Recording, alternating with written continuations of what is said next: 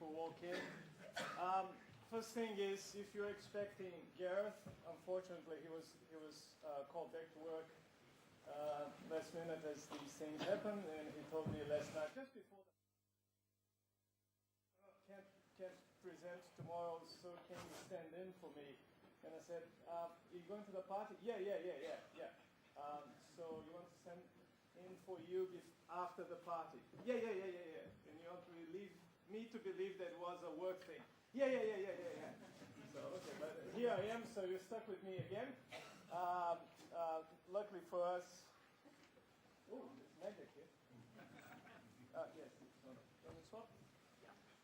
So, luckily for me, we wrote the presentation together, so it's not a big surprise, but if you didn't like my presentation yesterday because of my sexy South American accent, I have bad news for you, so.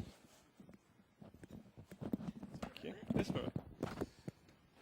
So this presentation follows up from yesterday's presentation a little bit, and is very much a case study out of Gareth's in my experience, in this case related to insurance in general.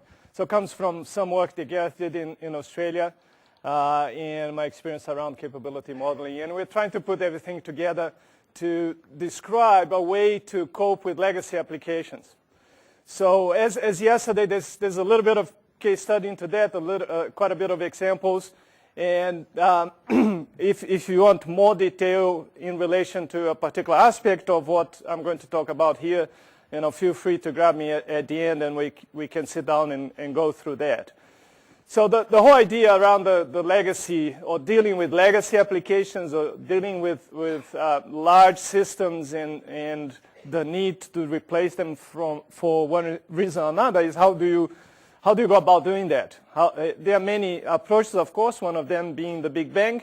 And what we're going to talk about today is an approach that doesn't look at a Big Bang approach of ripping and replacing something, but trying to shrink that system to a manageable chunk that then will be subject to a much smaller change management process or impact to the organization. So once again, that came out of Gareth's experience in Australia, and my own experience around the capability modeling as well. So the structure is very simple. The short introduction and the motivation for this shrinking to grow kind of philosophy. A little bit of capability mapping. Who was here yesterday for my talk? So okay, most of you. So I'm just going to do a 30-second review of that for those that were not, just for the sake of it, because I like it. And then how do you formulate the plan? How do you put together the concepts and the approach so that you have a sort of a roadmap from the from the current state to the to-be state that you're trying to achieve? And then some final thoughts on the periphery of all of that. One of them being, how do you procure then a new system, for example? There's some things that I find interesting, and I hope you do as well. So the situation, this is really was Gareth's situation years ago in Australia, and it's very common to many of you, and compounds the problem of having to deal with a node system in your organization. And in this particular case, the need for new products or a market launch could come from anything from name changes, mergers and acquisitions, or going bust perhaps, but then you wouldn't replace your system.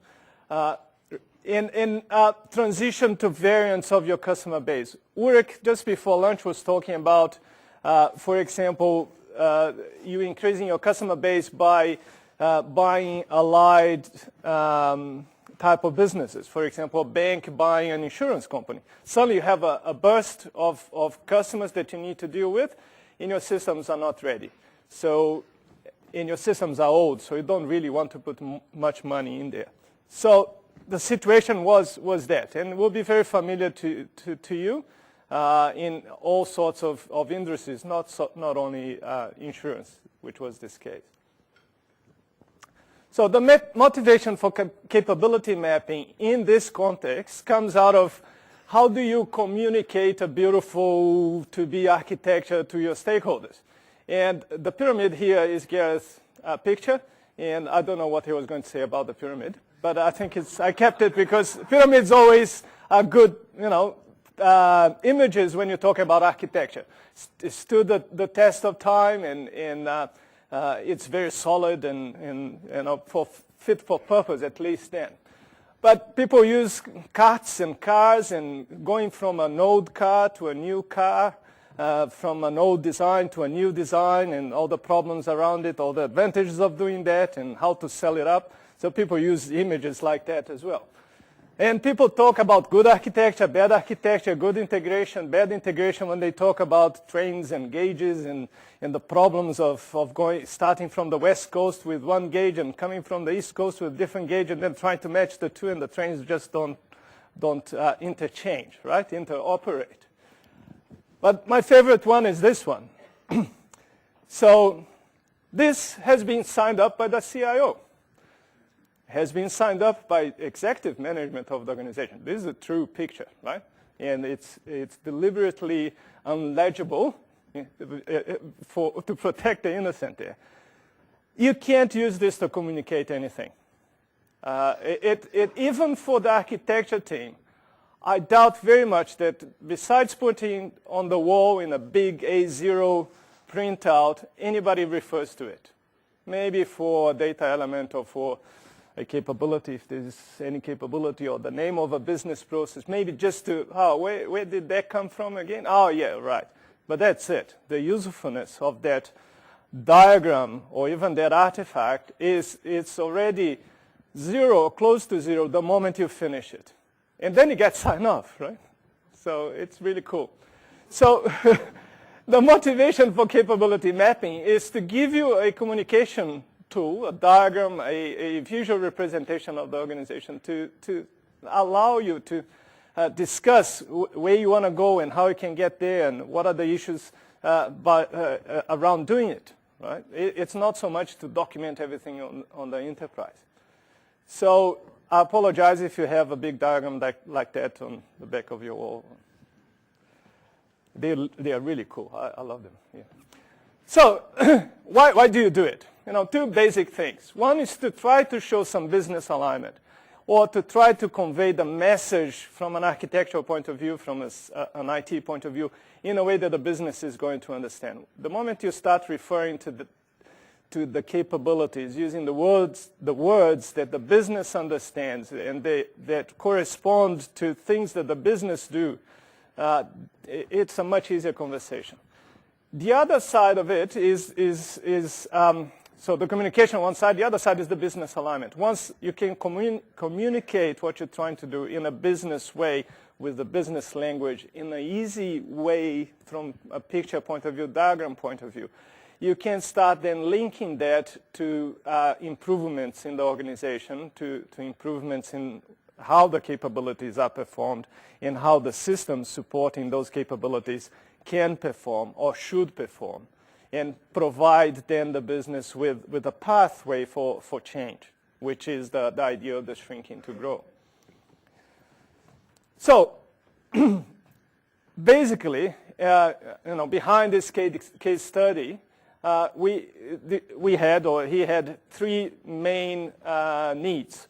One was to support the organizational goals, either to support the business growth, to increase the business value out of IT investment, and to align all the initiatives that were going on with where the business wanted to go. The other one was to show to the business how you are going to change the infrastructure to a desired state in the future, 2 or 3 years down the line. And aligned to that, growing the infrastructure, changing the infrastructure in a way that would make it easier to change in the future as well. And that's where the idea of autonomous systems and autonomous capabilities come in. The moment you create, the moment you create these autonomous systems, you also enable the organization in all those non-functional requirements. Scalable, reliable, secure, etc. Why is that? It's because the nature of the autonomous system is such that it makes it easier for you to make that component more secure. It makes it easier for you to make that component more scalable. And if individually those components are more secure, more scalable, the moment you create a business process that goes across those components, those capabilities, it's easier, again, to make that much more secure, much more scalable, etc. You have much better control over your architecture.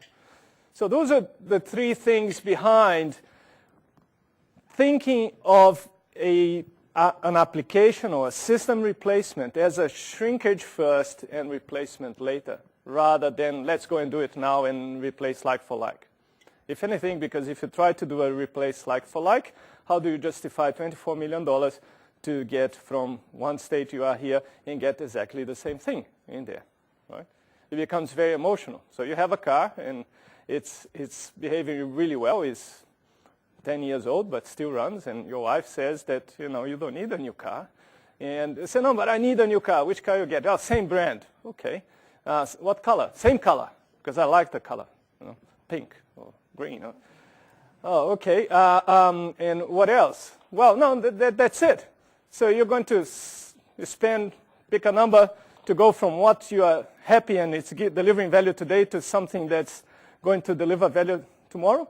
Yeah, but has 5 airbags and you're going to be much more secure, safer for the kids. And when you go to school, say, okay. So it becomes an emotional choice rather than a rational choice.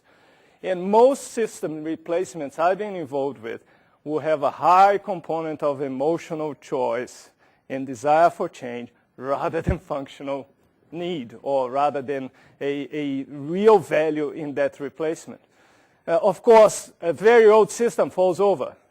A very old system is hard to maintain, and there's a cost associated to that.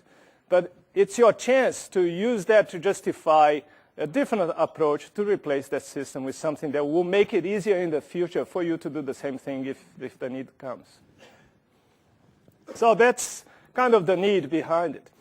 The other aspect of it, which was part of this case study and also is behind most of system replacements when you get to it, is the growth problem or blessing or opportunity behind demographic increase. If you are in insurance or banking or any financial services, people get older, so they go to work, so they have money, hopefully, and they have money to invest, and therefore your customer base grows. In New Zealand, we have the problem / blessing / opportunity of KiwiSaver, for example.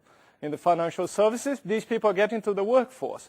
So even if you are a financial organization that provides KiwiSaver services, even if you retain the same proportion of the market that you do today, that's going to grow because the population is going to grow. And even if the government brings mandatory superannuation or KiwiSaver membership, that's going to jump, right? So the other aspect of that need to consider what you're going to do with your systems or to motivate change is that growth in the customer base that everybody is subject to at some stage. And if you then purchase by a bank, your insurance company, you purchase by a bank, then that potential customer base jumps again, right? And you have no control of that, so you better be ready for it. So for those that were not here yesterday, here's the 30-second view of capability mapping.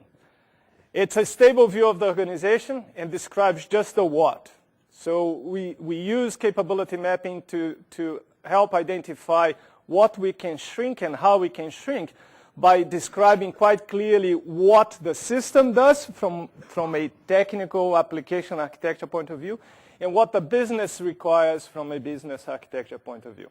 And the Microsoft Business Architecture has a high-level starting point for you that basically describes 5 basic capability groups. So each one of those boxes is a grouping of things an organization does, the what of it, not the how. And that's stable over time, rarely changes. If you're an insurance company, you always do the same thing. If you're a healthcare organization, you always do the same thing. You might change the way you do it, but what you do is very stable. And what you do with capability mapping is produce capability maps, and you can produce really nice, colorful A0 diagrams that you can put on your wall and then admire it for the rest of your life. But you can also use it to communicate to your customer base. So each color might represent a particular aspect of what your organization does. For example, business value. Red could be high business value, and therefore when you look at the map, there's a high business value thing here that I should probably have a look at how I'm supporting the organization with IT. Why use them? I said it's a stable description. You can use it as a common language. And I think the most useful part of the capability mapping is what you do with it. So you identify these leverage points, the things you probably should change, the things you probably can change because of a combination of properties. You don't want to change an IT system that's not performing if the business maturity behind what that capability describes is low. It's a recipe for disaster. They don't know, how they do things, and that's what is not really something that they do well. So don't touch it. Go and do something else elsewhere. Okay? Wait until the business catch up, or help the business get a better understanding.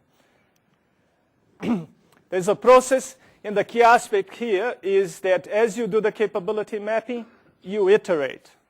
You start from the high level, and MSBA gives you some hints.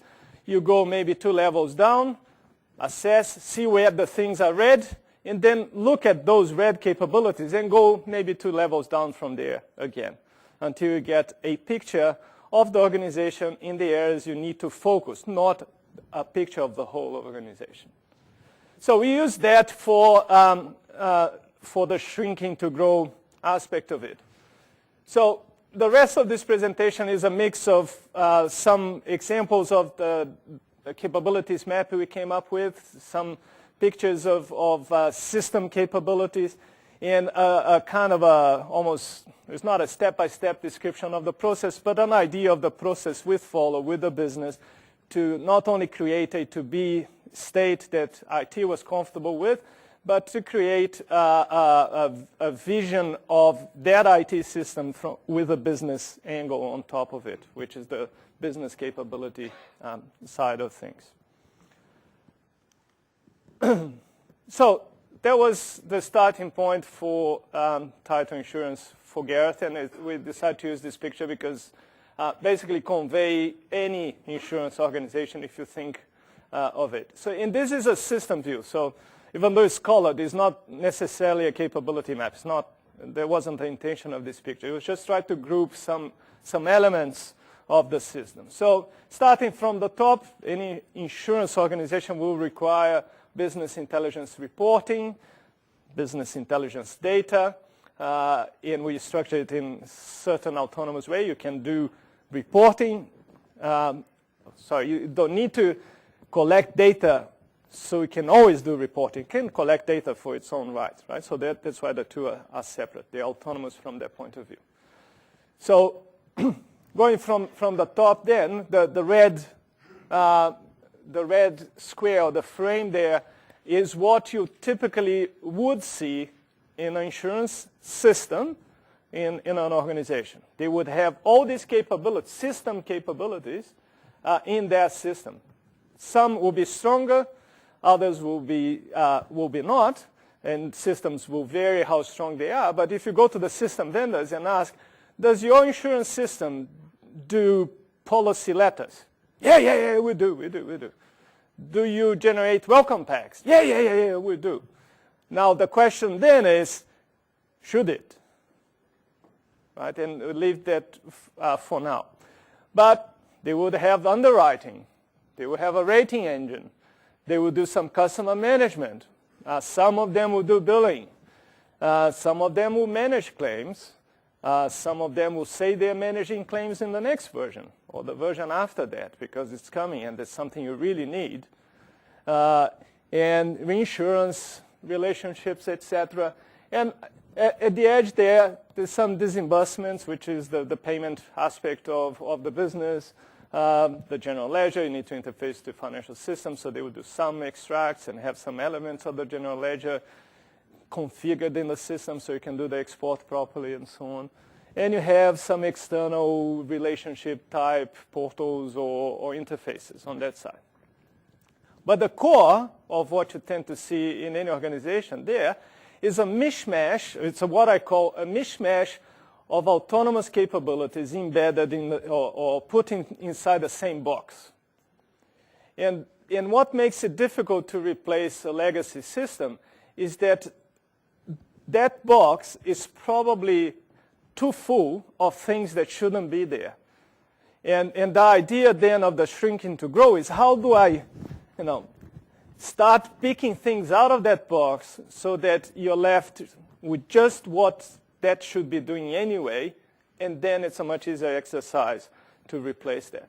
So in this picture here, the core of an insurance system, if you call insurance system a real insurance system, is the management of policies and the customers that hold those policies and all the basic business processes behind policy management business capability. And then when you think from that point of view, what does document management have to do with it? Well, yes, there is a relationship. Of course there is. Of course you need to produce documents. But should your policy management system do document management? Should your policy management system manage your customers in the sense of a customer relationship management system? And you see the problem straight away, right?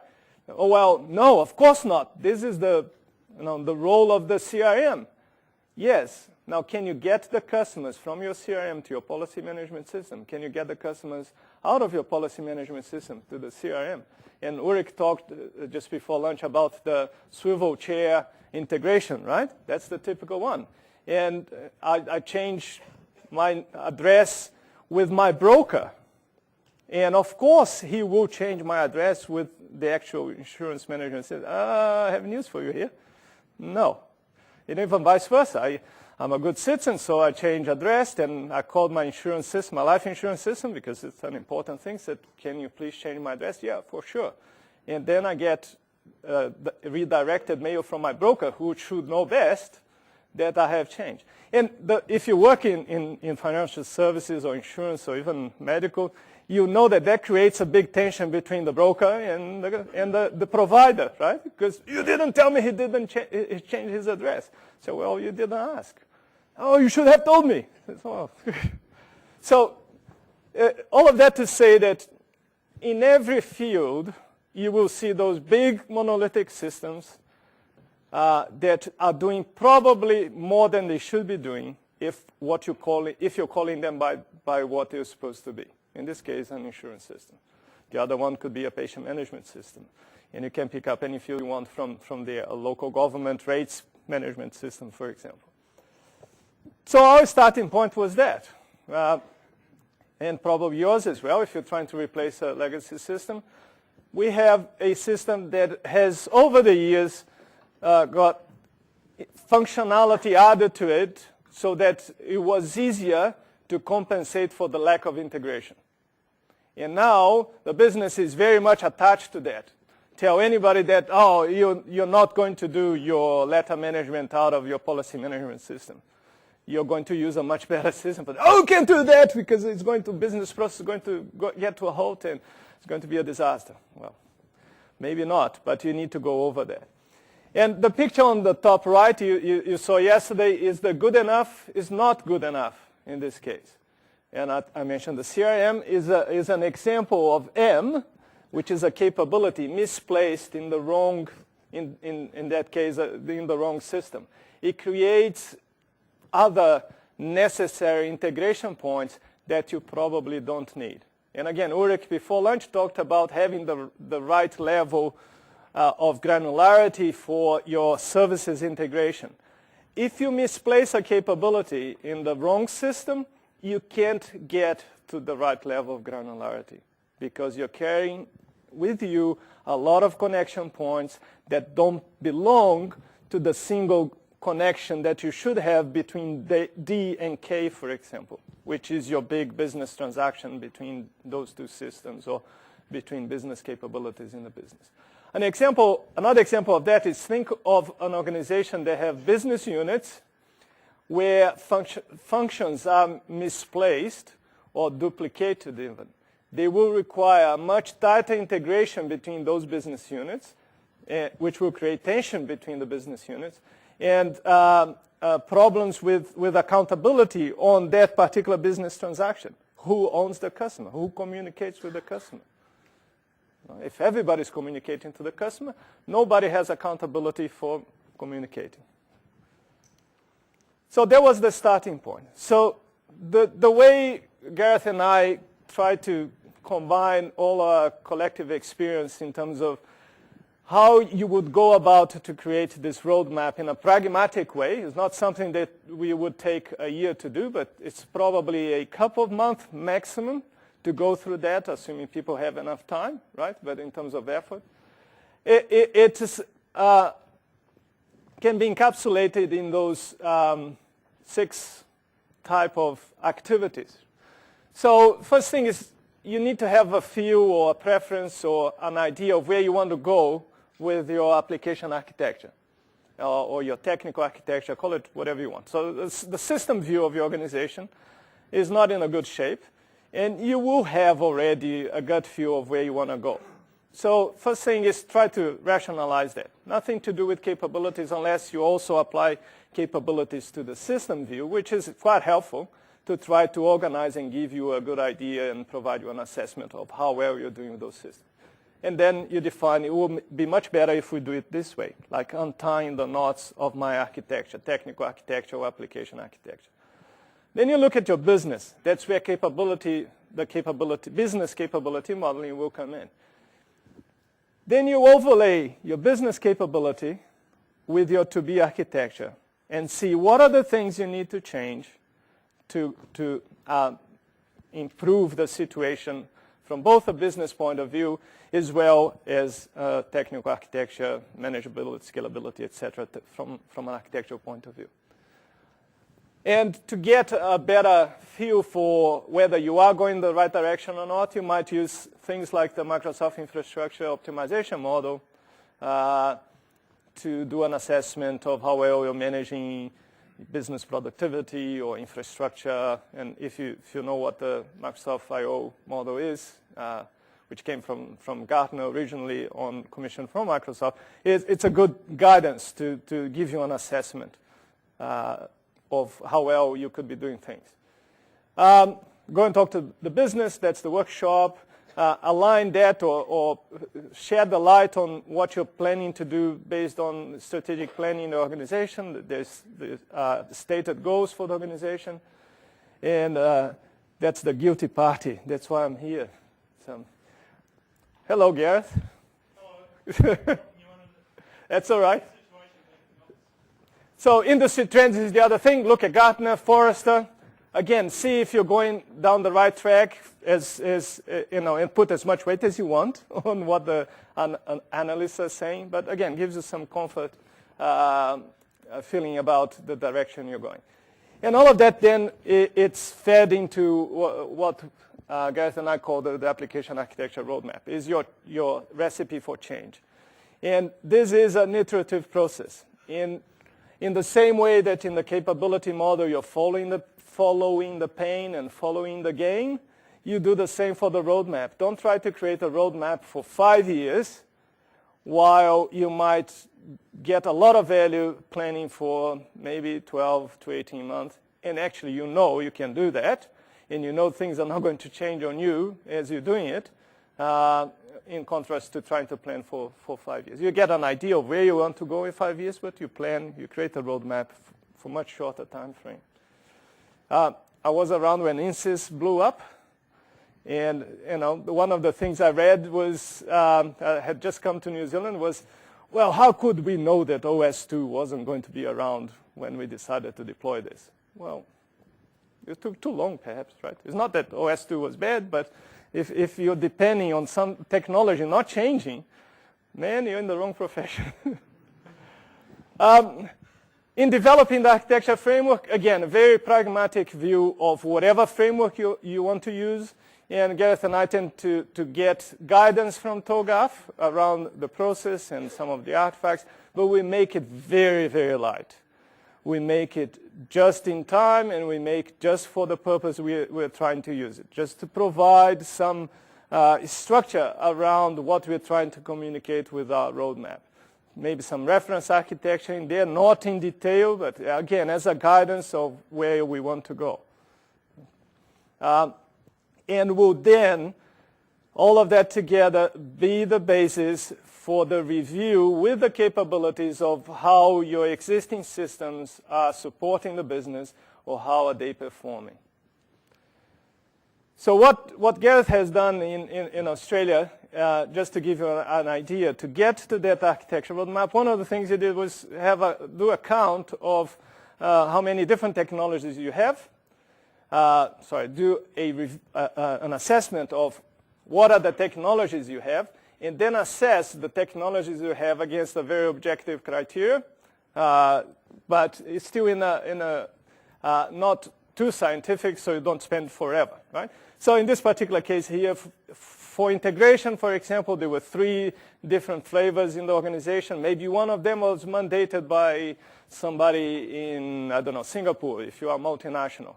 And then you assess them based on a number of criteria that make sense to your business, where you are. This can be your recommendation. In this case here, BizTalk made sense. For the web platform, SharePoint made sense, which was leaning towards what the gut feel was, that a lower cost but very functional basic technology application framework was going to make sense for the organization.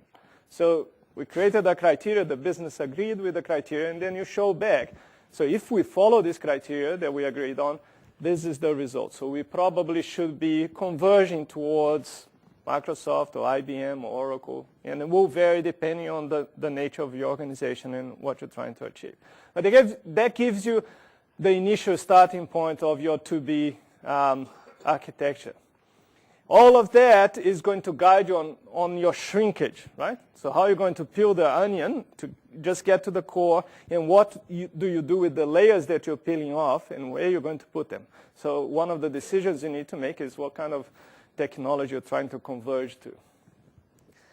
So the capability model is part of formulating the plan, as we saw in the activities, and we have the high-level capabilities for an insurance system that, for the sake of communication, were changed to those 4 there. Rather than generate demand, pure and simple, we have the contact with customers in the market. Right? It just makes it easier. It's still the same capability, and you're probably rephrasing it just so the business comes in the journey with you rather than arguing what the name is. Okay? And for the sake of this case study, the documentation of the current state was around 2 basic properties: business maturity and IT maturity, cost of staying as it is versus the expected cost of change. So high level, medium, low, to just give you a pointers to where the problems might be or where the gain might be as you're peeling the onion and trying to replace pieces so you can get to the core that you can then replace. So a generic view of any insurance is not necessarily tied to insurance, but any insurance system should map to something like that, right? I'm not saying that it's absolutely correct, and if we had the experts in insurance all over the world in this room, and they would all agree with me. No, but for the purpose of communication, that should be enough, as long as the capabilities are autonomous, as long as you're not putting things in the wrong boxes, in the wrong groupings, okay? So the result of applying the properties to the capabilities, the result of the assessment was something like this. And again, we came up with this. It's not, there's no relationship with reality apart from something that you tend to see in organizations. You tend to see that customer relationship management needs attention. Otherwise, CRM companies wouldn't be making millions, right? You tend to see that usually you don't manage correspondence very well. But the one that you will, I bet you will see turning red or turning orange or yellow at least, is the managed insurance, which is the core of your business. And that's reflected in things like we need to reduce cost of our business. We need to increase profitability. We need to make sure that we retain our customers. These things, when you see in the strategic plan or as themes for activity over the next 12, 18 months, indicate that the core of your business is not doing that great, or the core of your business could do much better. Otherwise, they wouldn't be saying those things. And if you see that on the annual report, on the strategic plan, and you don't see the equivalent capabilities turning at least yellow, somebody is misguided there, because you see the disconnect between the people that are actually doing the work and what the business is telling the board. Of course, it never happens, okay? But, it might, hypothetically. So that's your opportunity then to start looking underneath.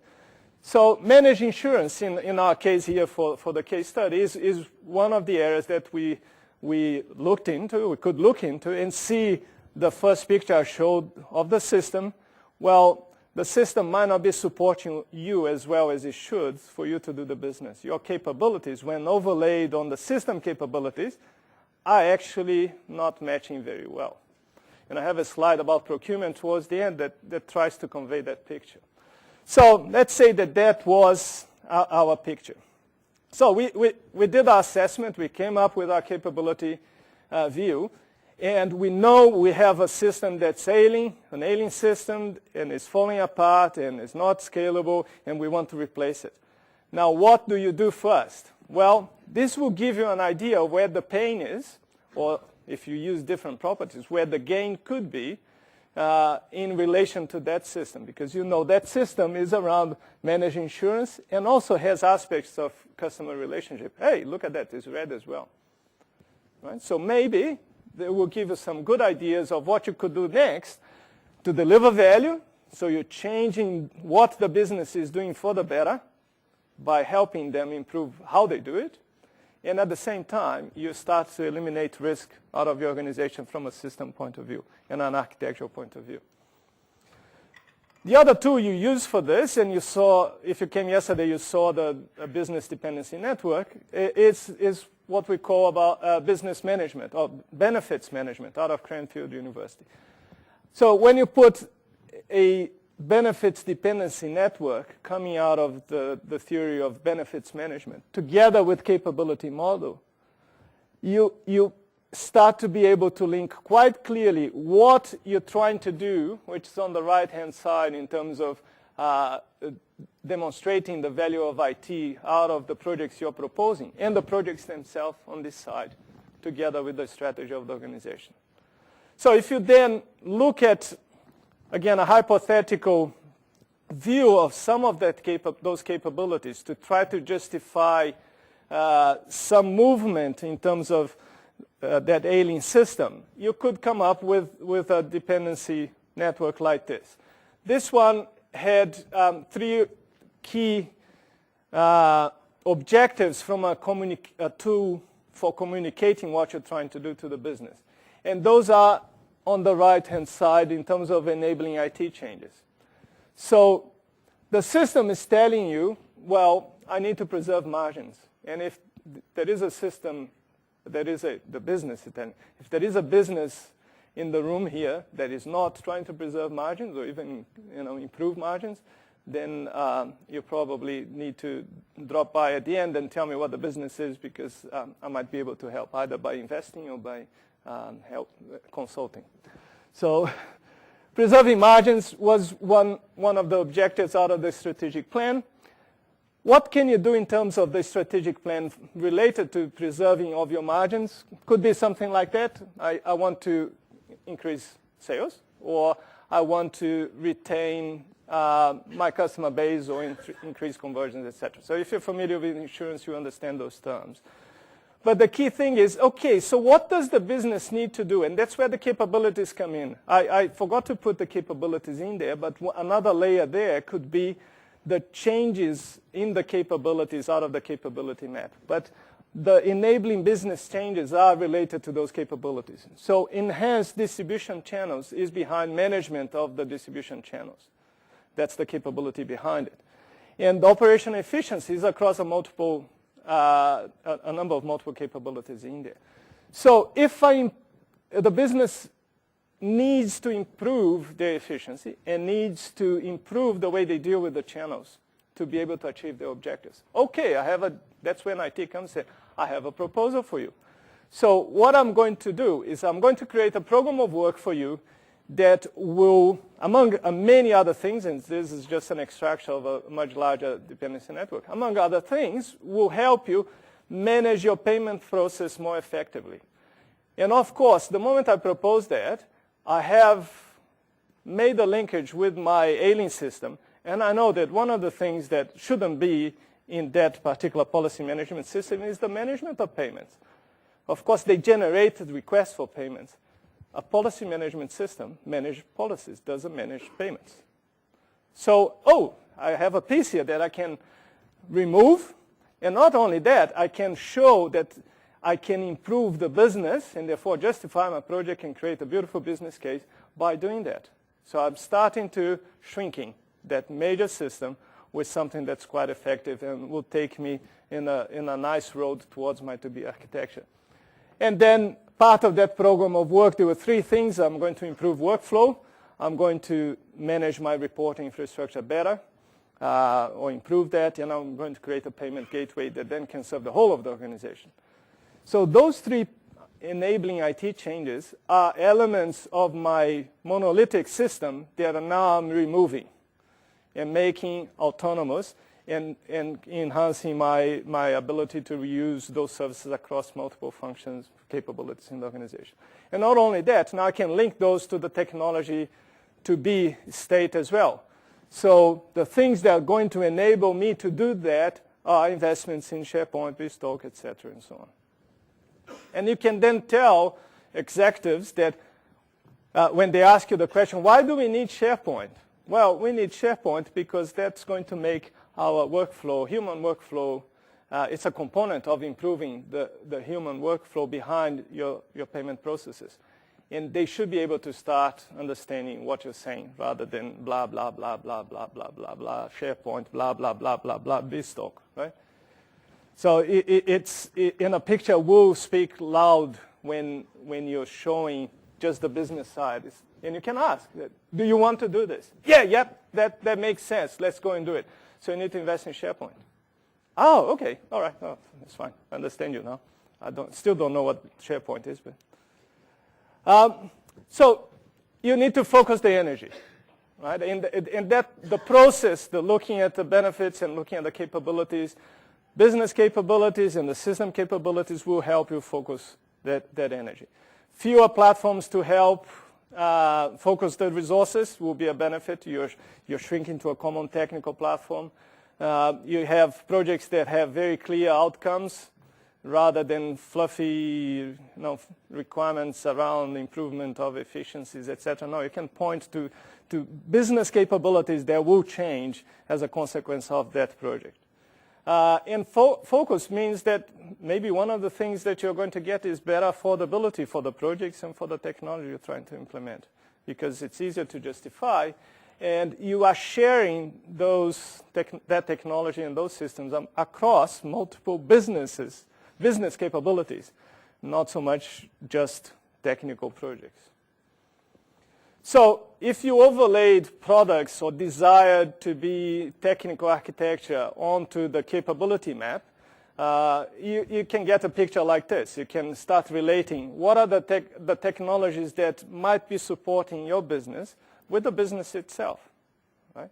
So if you want to get some investment from Microsoft, you can tell Microsoft then, hey, I want my business to run on Office SharePoint 2007 or 2010 now, this old picture, and Office.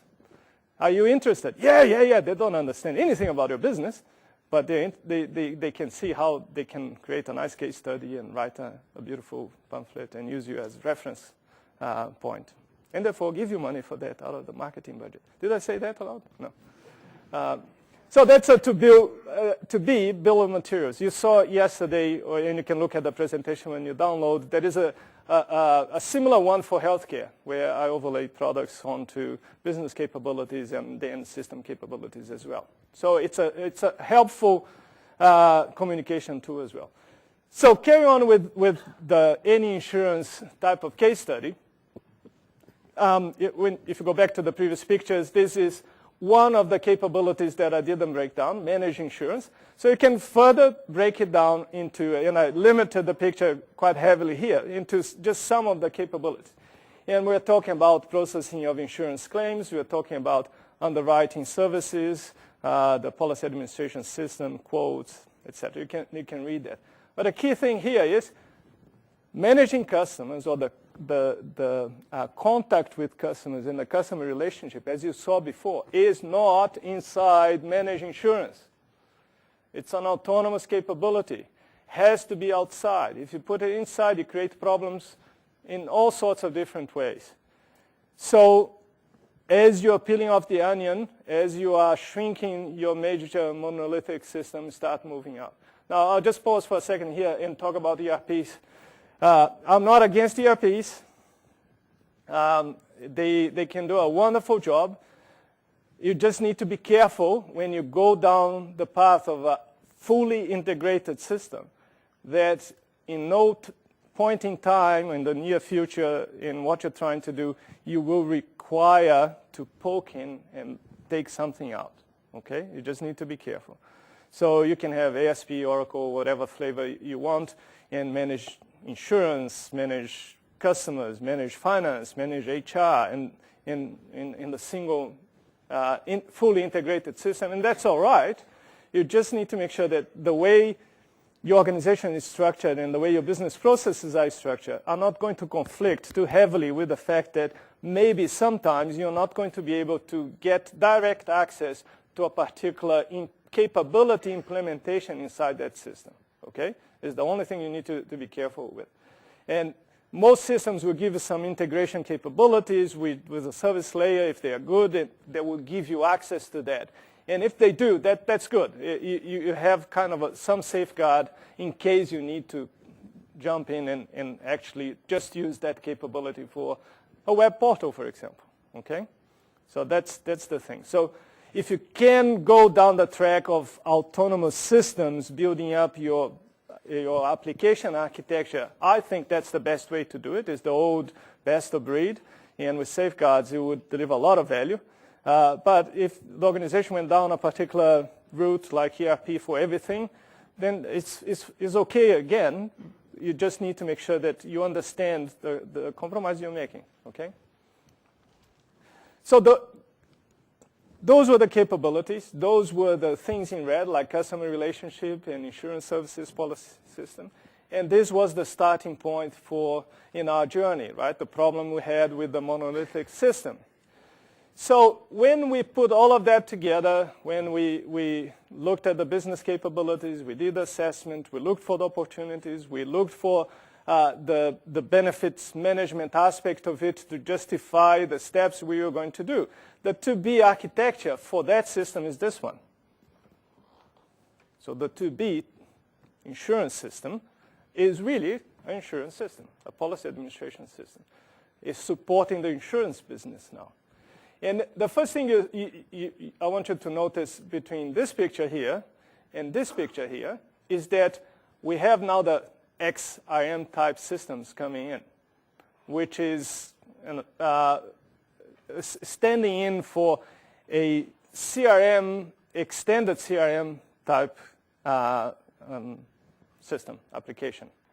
That it's helping is a relationship management platform that is doing more than customers. So you are getting synergy from bigger applications, from platforms like Salesforce, Microsoft CRM, or even SAP CRM, whatever you have in your organization. You can extract extra value from it by using it as a platform, but it's still in the confines of something like an autonomous capability relating to customers. So if you break down the business from a business capability point of view and you have managed customers, anything around management of customers could be implemented by a cohesive system. It makes sense. It's still an autonomous system from that point of view. And that, in the example we're using here, would be reflected on this XRM type of extended applications, like the claims system, like the underwriting or new business management, and the customer relationship itself. So you could use a CRM platform to implement those three things, and they do make sense, right? It's not a big stretch, even from a capability point of view, if you decide to go down that track. It's one of those things that it's probably quite a valid compromise to make, in contrast to having absolute autonomous systems for those capabilities. Okay. Other things that our Shunk system basically extracts out of what our old insurance system was is document creation, contract management, letters, correspondence, whatever you can think that is behind that, welcome packs for insurance, that kind of thing. Oh, thank you for joining Title Insurance, and here are your benefits and so on. You have the document management and workflow separate from document creation. Do you always do workflow and document management when you create a document? No.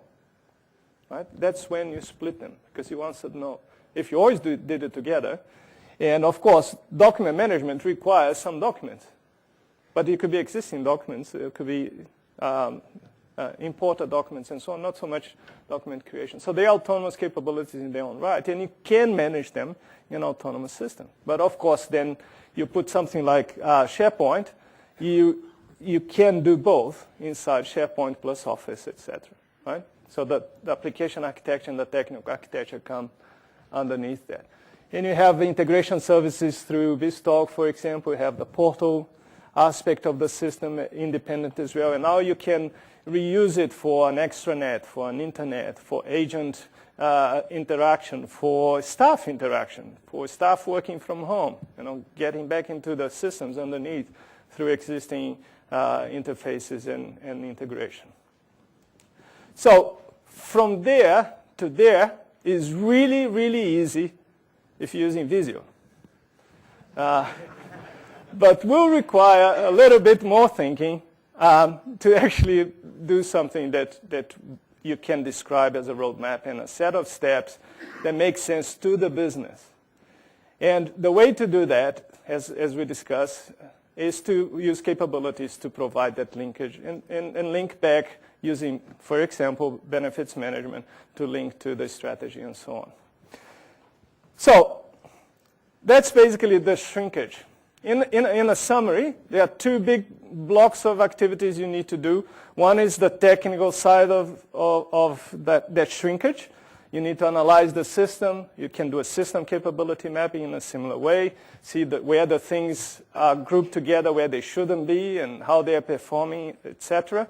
And you do a similar thing for the business and look at what you're trying to achieve, what are the benefits you're trying to bring to the table, or you're trying to support. Those two things will give you leverage points from a technical point of view, and from a business point of view, you bring those together into the roadmap. And what, why, when, where, and how you're going to actually change the situation to something that will be better for the business and better for IT to manage and therefore deliver on its own objectives. Right, so just a couple final thoughts.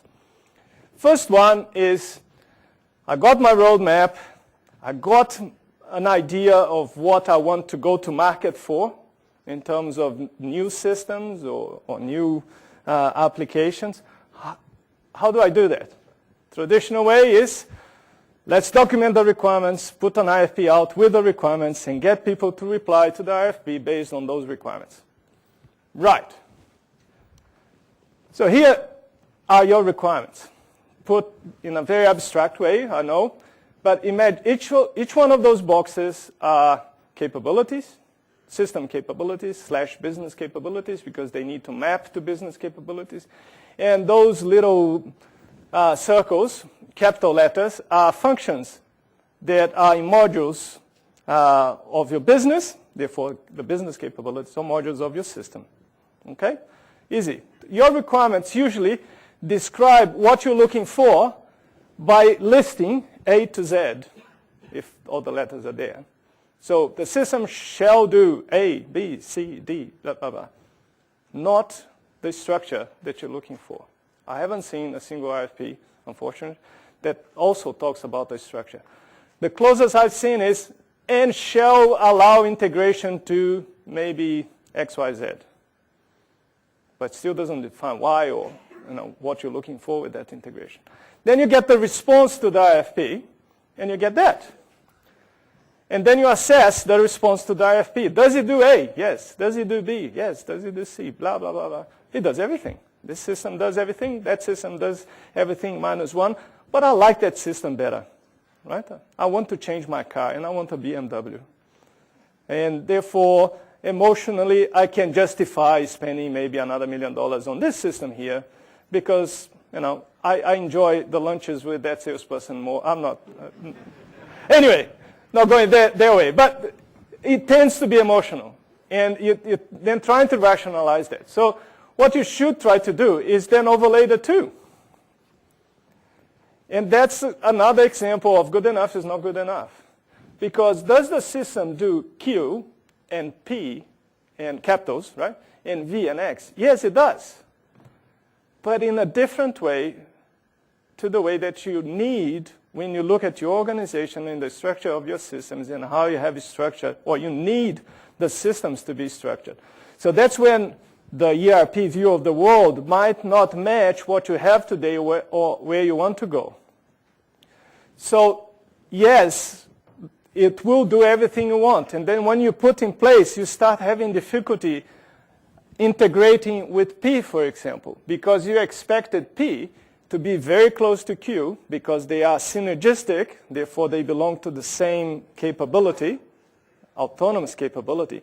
But your vendor interpreted it in a different way, and now to get to Q, you have to go to the CNS, system capability, to the TLB, system capability, to the IMFH, system capability, and then get to P. While if it had been structured properly, you'd get P and Q together, and you wouldn't even need to think about integration. So the bottom line of that is an alternative way of procuring is to actually looking at the system capabilities and how they are structured and get the vendor to talk to you about them and map that to what you are expecting from that. So if you're shrinking to grow, and the moment you shrink, you get all these things you don't need with the new system you're bringing, you're buying more problem rather than eliminating the problem you're looking for. You're looking to eliminate. The other thing that you need to consider, and I'm sure everybody in IT considers it, is you can't try to tidy up your room without doing some basic things first, right? And anybody has a child knows that. So how do I start tidying up my room? Put the books in the shelf, right? So first things first, you need the stable computing. If everything is falling over because you have a bad build of the infrastructure and messaging and so on, the business doesn't want to talk about business capability, doesn't want to talk about anything else. They want to stabilize the environment first. So first things first, there's a hierarchy of needs, and if anybody has seen presentations by the CIO of the warehouse, for example, it talks about a similar hierarchy of needs. You need to get your house in order before you can even try to pretend you're a partner to the business. So it comes with the job, right? And the other thing is thoughts on governance and architecture. Who is going to drive this whole shrinking to grow process? Is it the architecture council? Or is it the business? Or is it in a project? Or, Gareth and I view governance for architecture as intrinsic to the project program governance in the organization. We don't see that as a separate function with separate needs, etc. We see that as highly integrated into that whole activity, the life of projects and activities in the organization. We don't see that as necessarily as a separate ivory tower in the organization that has dictated some reference architectures and documents that need to be produced for every project, okay? So that's our view. So we see governance of all of that as part of the project. So the project comes in. What are the capabilities you're trying to impact? What are the system capabilities that might need change? What new system capabilities might require? And the whole roadmap and the whole architecture starts changing and morphing as the business needs, okay? And architecture is just keeping that cohesive in a nice view with some principles, and we talked about principles before, but it's not a heavyweight thing. So if you liked what you heard, you can refer back to some of the other presentations. If you didn't like what you heard, what you hear, then I can recommend some really nice fictional books that you might enjoy better. But with that, have a look at the architecture journals. If you don't, every now and then have a look at the architecture journal, because there's some really good material that's published by Microsoft in there. And business capabilities were referred to in two of the issues reasonably recent, and there's some pointers to it there. So with that, I'll be outside if you have any questions. And thank you very much. And thanks, Gareth, for letting me present for you.